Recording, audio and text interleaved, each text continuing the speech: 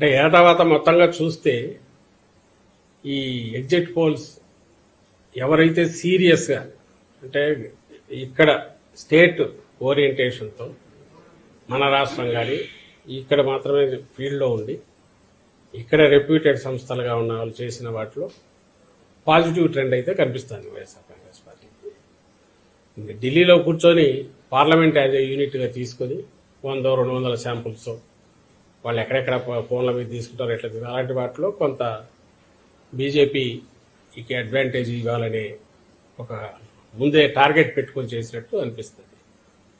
So ఏది ఏమైనా ఇంకా 48 అవర్స్ మనకు ఈ టైంకు ఐ థింక్ ఎల్లుండి మొత్తం ఈవీఎంలన్నీ ఓపెన్ అయిపోయింటే రిజల్ట్ కూడా ఆల్మోస్ట్ తెలిసిపోయి ఉంటుంది.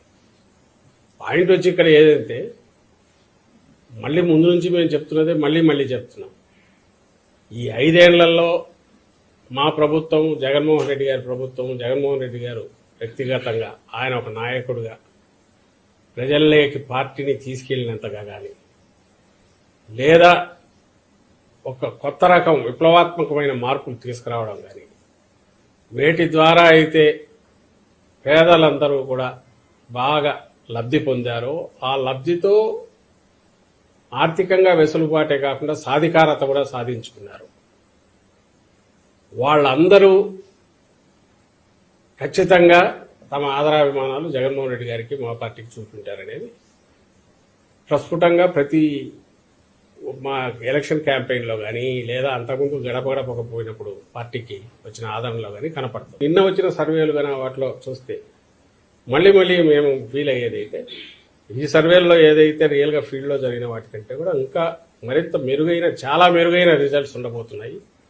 ల్యాండ్ స్లైడ్ ఇది ఉన్నా ఆశ్చర్యపోవాల్సిన అవసరం లేదు. మరి సైలెంట్ ఓటు వేరే ఊర్ల నుంచి వచ్చిన వాళ్ళు అయినా కూడా హైదరాబాద్ కానీ బెంగళూరు కానీ ఎక్కడికైనా బతుకు తెరువు కోసం పోయిన వాళ్ళు అయినా ఎవరైతే జగన్మోహన్ రెడ్డి గారి వల్ల కంటిన్యూస్గా బెనిఫిట్ కావడమే కాదు అదే కంటిన్యూస్గా బెనిఫిట్ కావడము, దానివల్ల వాళ్ళ ఫ్యామిలీస్ అన్ని బాగుపడడం, ఈయన ఉంటేనే మరింత మాకు మేలు జరుగుతుంది అని అనుకోవడం వల్లనే గతంలో ఎన్నడూ లేనంతగా వచ్చారు ఇక్కడికి. అక్కడి నుంచి వచ్చి ఓటు వేసిపోయారు అనేది మేము అనుకుంటున్నాం. ఎందుకంటే బయటకు వెళ్ళిన వాళ్ళు ఎక్కువ బతుకు తెరువు కోసం పోయిన వాళ్ళు ఉంటారు. బలిసిన వాళ్ళు లేకుంటే విపరీతంగా ఆర్థికంగా ఇదిగా ఉండేవాళ్ళు అక్కడ ఉండేవాళ్ళు కొద్దిమందే ఉండొచ్చు.